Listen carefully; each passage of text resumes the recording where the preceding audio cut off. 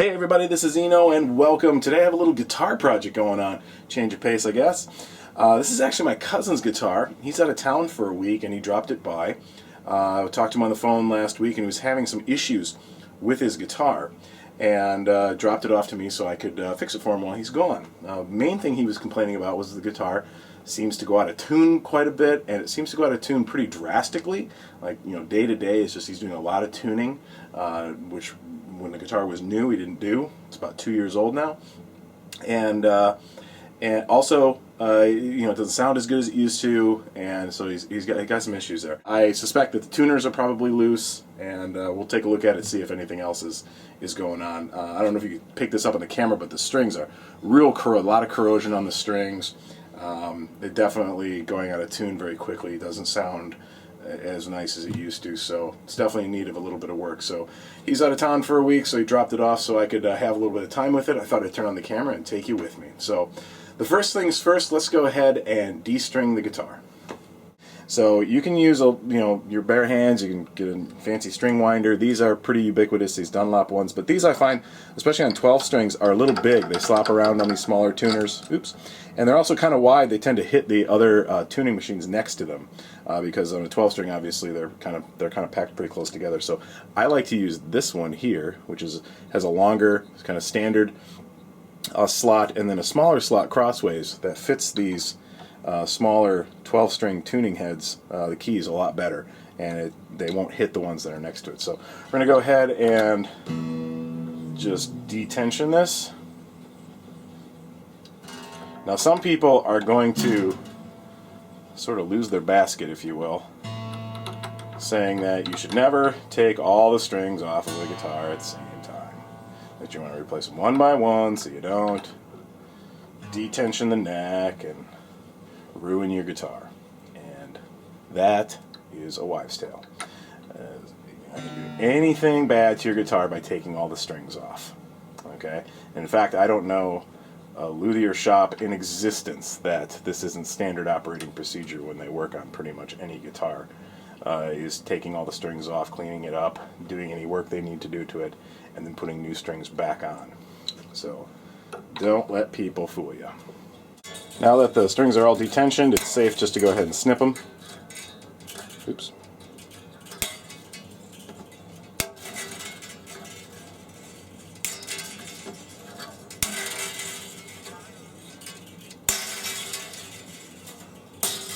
There we go. Let's go ahead and take them out of the tuners. You just want to be careful that you don't poke yourself too much here. Inevitably you will, but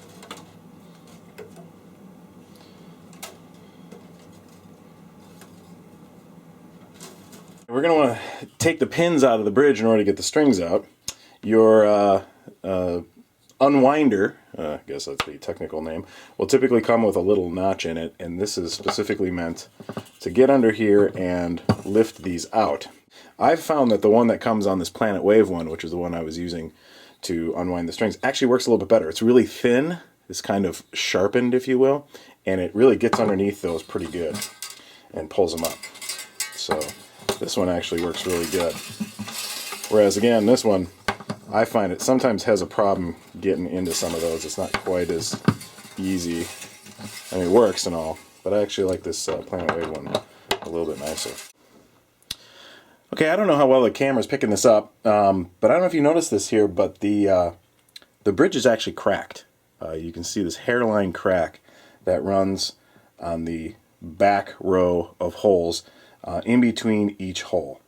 This is not an uncommon problem. I've seen this happen a couple of times before. In fact, this actually happened to a guitar that I owned at one point in time. So if this were a really expensive guitar and worth the effort, I would obviously suggest replacing the bridge. But in this particular case, this is a real small hairline crack, and it's also not going all the way through the bridge. It's just kind of a surface crack. It's not going all the way through. So in reality, the integrity of the bridge is probably still pretty good, and I don't think for this type of guitar and the type of user that plays it, I don't think this is really a huge deal. What I'm going to do is I'm going to go ahead and just clean these out a little bit, get any debris or build up the dust that's in there, and I'm going to go ahead and fix it with a little bit of CA glue.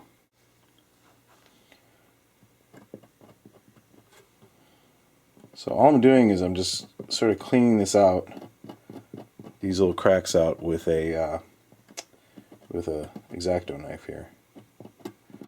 I'm just going to take a little bit of naphtha on a rag and just wipe that down. Basically just degreasing it, just cleaning it. You can use rubbing alcohol too. That'll work fine. Just don't use anything that will leave a residue, obviously. There you go. You might get some discoloration there. That most likely, I mean, it could be dirt, but most likely that is dye. A lot of times on guitars, especially on inexpensive guitars, the rosewood that they're using is not the best rosewood. It's rosewood, but or ebony or whatever they're using. Typically not the best grade of wood, and a lot of times has some pretty, you know, discernible graining and sometimes even some mineral discoloration and things like that. So a lot of times they'll dye it just to make it look more uniform. And so if you clean it like that, you might get a little bit of the dye up. It's not going to hurt anything. If it really bothers you, you could always re-dye it, I guess, or replace it. Okay. All right, all I'm going to do is just drop a little bit of CA glue on each one of those cracks. This little fix here, fixing these hairline cracks, really does work. Again, if this were an expensive guitar, I wouldn't do this.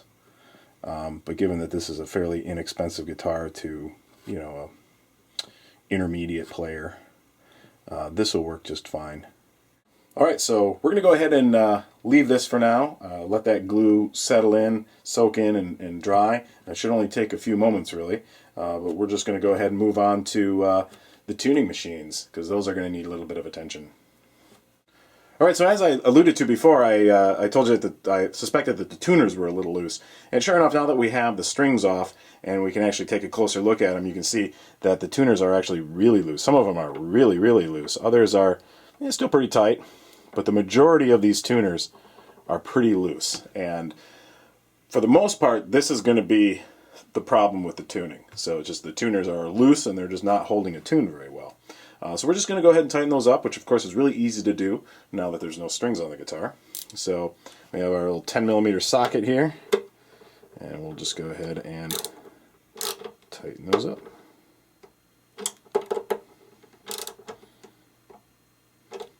Again, this is one of the reasons why you want to do this every once in a while. Take the strings off and just go through the guitar like this, because you never know what you're going to find. So just a little light sanding, just to sort of take that down a little bit.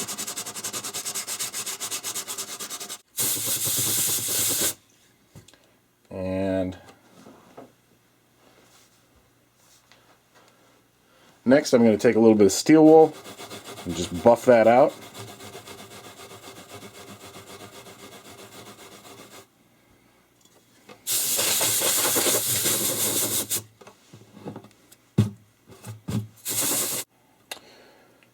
And there you go.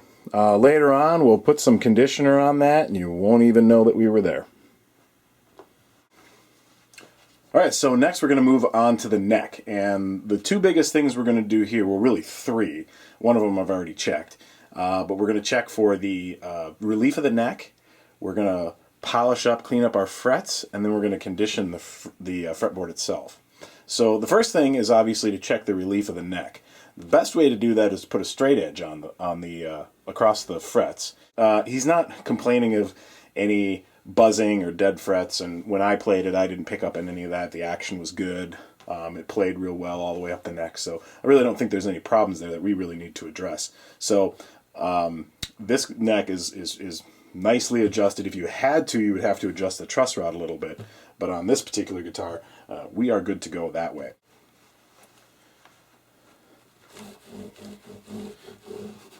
Okay, again we're just using a little bit of naphtha. You can use rubbing alcohol, something that will dry quickly, just to get any gunk or dirt off. Again, that most likely is dye and not dirt. Again, if that bothers you, you can skip this step. This is 4/0 steel wool, and we're just going to polish the frets.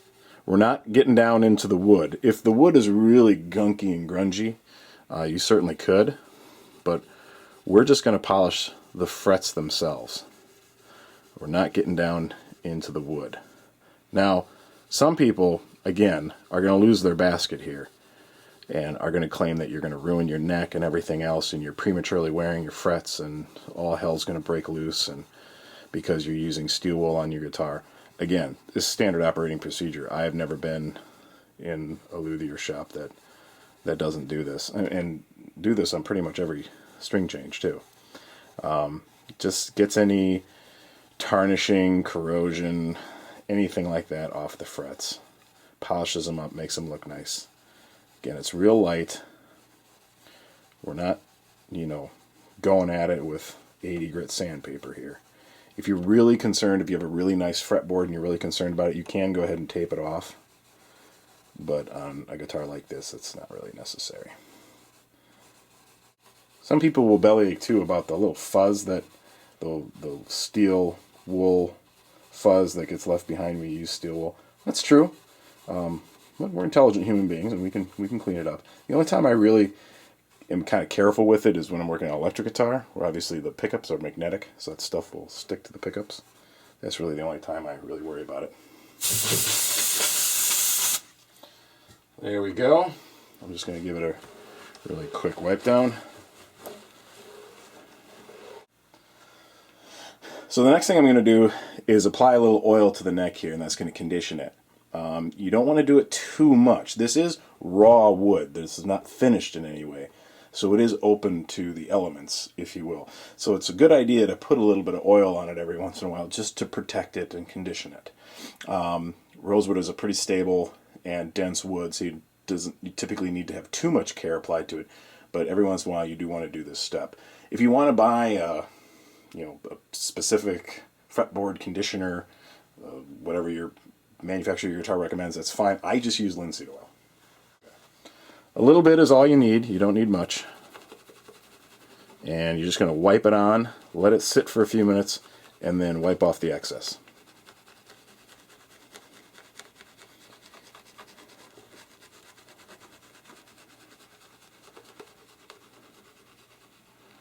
There you go. That's all there is to it. We'll let that soak in for a few minutes, and then we'll come back to it. Since we got our linseed oil out, we're going to do the same thing to the bridge.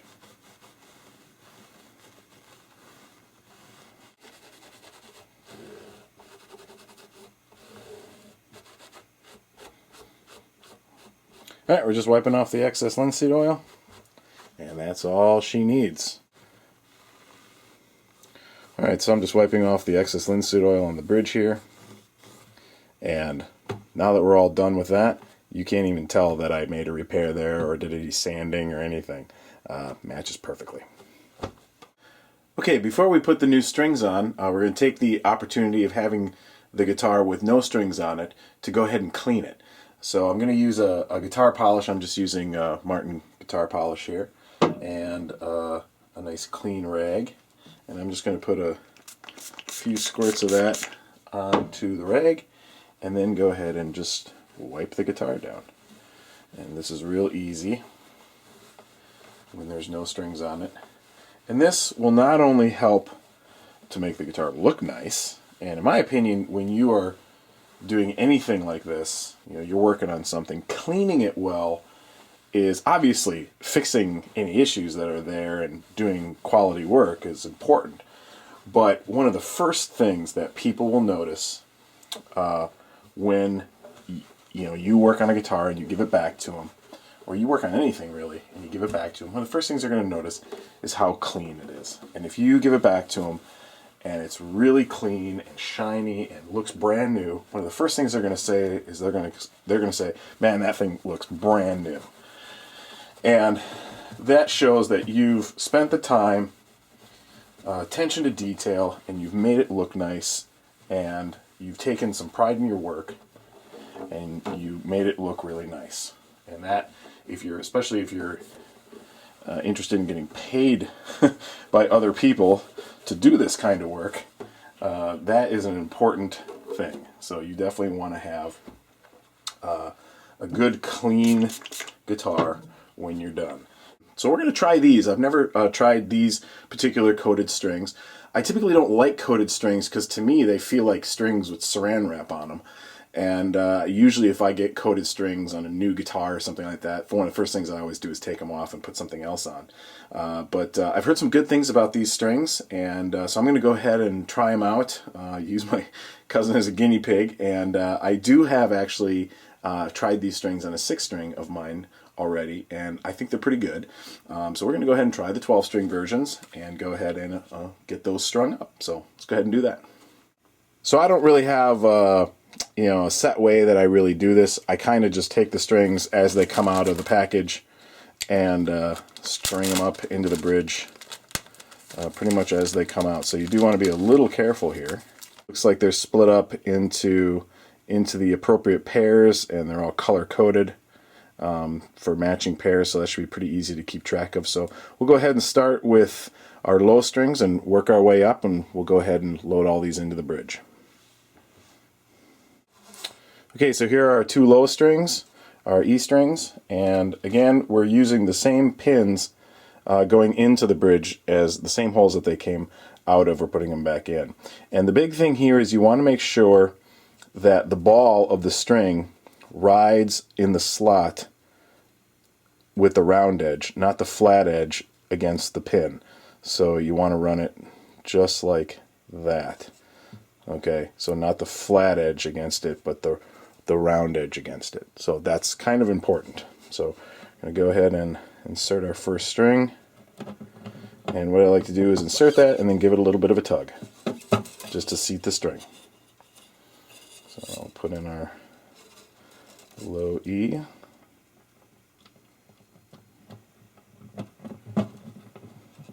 There we go. You can definitely feel that there is a coating on these strings. It's not like a lot of the coated strings I've run across in the past that really have almost a thick coating on them. It doesn't feel quite like that. They do feel like a normal string. You don't necessarily, I mean, you can definitely tell, but it's a very light coating, so that's actually a good thing. So now we're up to our B and E strings. Doesn't really necessarily matter which one goes in which hole with these 2 strings because they're both the same.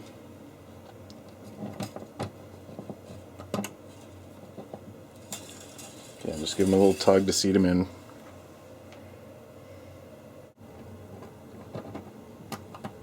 And the high E string is not actually the thinnest string. The thinnest string is actually this guy right here. That one's really, really thin. Alright, so we're loaded into the bridge, so let's go ahead and begin stringing them into the tuners. So the first step that I've done is I've actually oriented all the pegs so that the string hole is facing directly out to the side on each one of them. So all the peg holes are lined up like that. It just makes stringing a little bit easier if you just do that couple seconds of prep work before you go ahead and do this. And we are going to sort of lock these strings. And this is actually a Diodario approved method of stringing the guitar, so we're not kind of making this up. So the first thing I'm going to do is take a pencil and just put a little bit of graphite in the string slot. Then what I'm going to do is load the string in, from the inside, point it to the outside. So I'm going to load with a little bit of slack, not much, maybe about an inch above the fretboard. So then I'm going to take the extra string, okay, do this in a way that you can hopefully see it. So I'm going to wrap it around the back of the peg, okay. I'm going to go underneath the string and then flip back up over and then pull it taut. And that will lock that string into place, okay. And now what I'm going to do is put my winder on and bring it to a little bit of tension. The biggest thing is you want to make sure that the string is winding down the peg, not on top of the knot we just made. Okay, and I'm just going to put a little bit of tension on this, not much at this point in time. I'm not tuning it to pitch yet. Okay, so here's our low E string. Load that in. Pull it till we have about an inch over the fretboard. A little pencil. Okay. Then we will go around, pulling it taut under the string, and then flip it back up over. Pull it taut. Go ahead and tighten that up. Again, just a few winds is really all we need.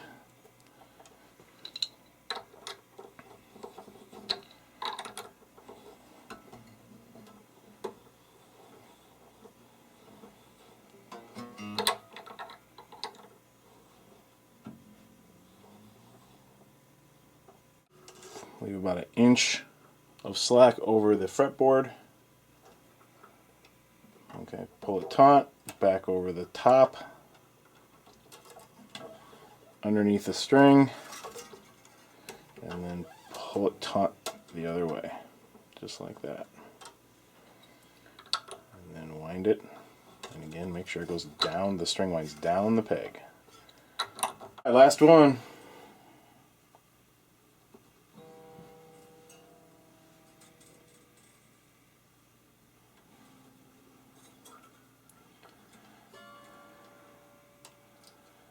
And these thin strings are always a little bit of a chore.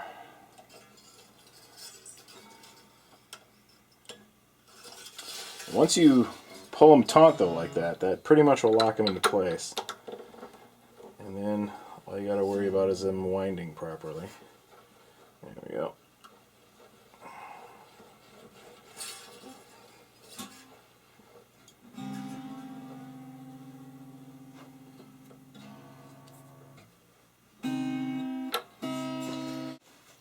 Okay, so all of our strings are loaded in and a little bit of tension, not much, but a little bit of tension on the neck. I'm going to go ahead and wipe the nut down just to get rid of any excess pencil left behind. We can go ahead now and trim off all of these extra strings. We don't need them anymore at this point in time, and it's not going to affect anything from here on out, so we can go ahead and trim those.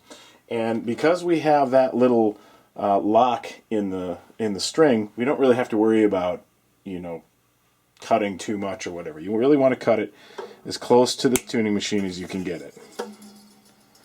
So, closer you can get it to that peg,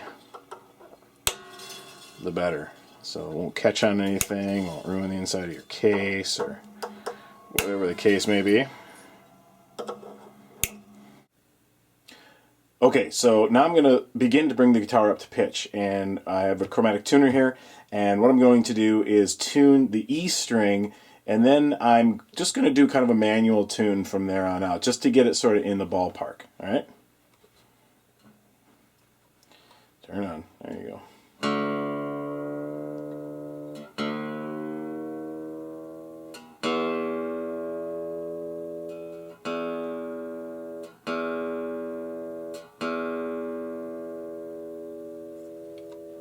Okay, so that E string is tuned, is at least in the ballpark. We're pretty close. And right now all I'm going to do is just tune the rest of the strings off of that to basically to get it into the ballpark.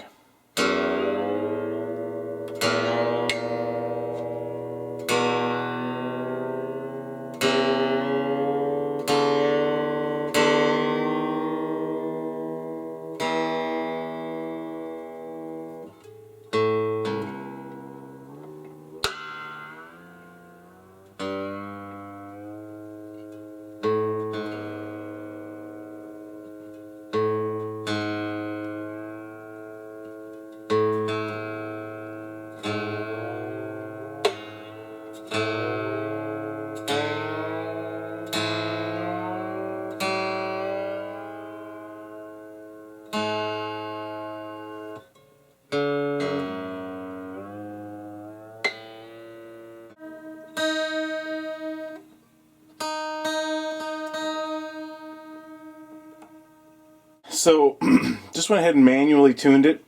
pitch that E string, pretty close, and then just sort of manually tune the rest of the guitar. I'm not too worried about it being precisely in tune at this point in time, because really all I'm doing is bringing the tension up, and now I'm going to go ahead. It's probably, well, it's not too bad, but it's not perfect.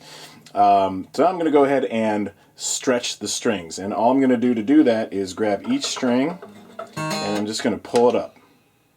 Okay, and this is just seating the strings. Okay, seating the strings and getting any stretch out of them. So some of these are going to be a little easier to do than others. So we're just going to go ahead and stretch each one of these. You don't have to put a ton of pressure on these, especially on these little octave strings. You don't want to be putting too much tension on them, because they are some of the smallest strings, thinnest strings on the 12-string guitar, so you don't want to be wrenching on them too much. Okay, so we're just giving them a little tug just to go ahead and stretch them out, and this is going to fully seat them in and get them all good, and it's going to throw the guitar out of tune too. So, but down the road, this is going to prevent the guitar from having tuning problems early on, from kind of going through that string stretch right away. So now that we've done that, we've thrown the guitar wicked out of tune with that, so let's go ahead and retune it, and this time we're going to go ahead and tune all the strings to pitch using our tuner.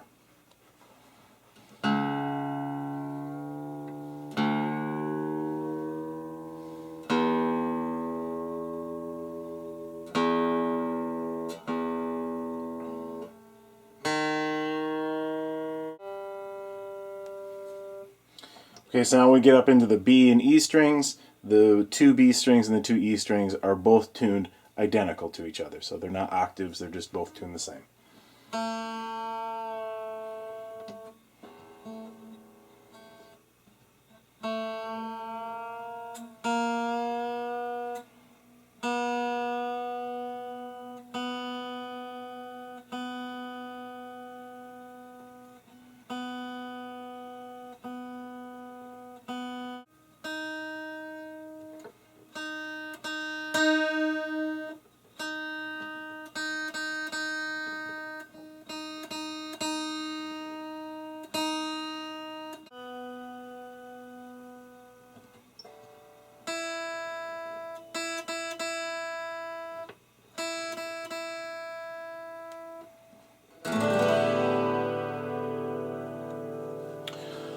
Alright, so we're all tuned up, ready to roll. This guitar is fixed. We fixed that crack in the bridge, cleaned it all up, tightened up our tuners, put on some new coated strings that hopefully will last a little longer, and this guitar is officially ready to go. Let's give it a run and see how it sounds.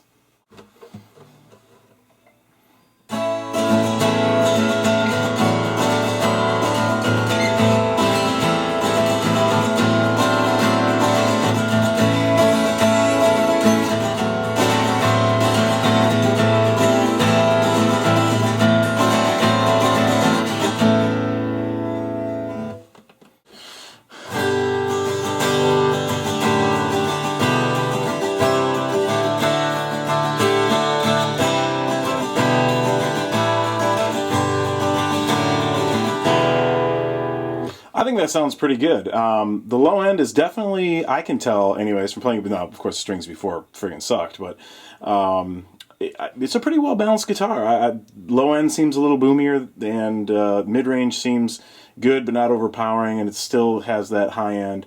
I think these strings actually sound pretty good. I think they sound better than the DRs I originally put on it. So I'm fairly impressed. We'll see how they hold up, but as far as a coated string goes, I'm a fan. So there you go, restringing a 12-string guitar.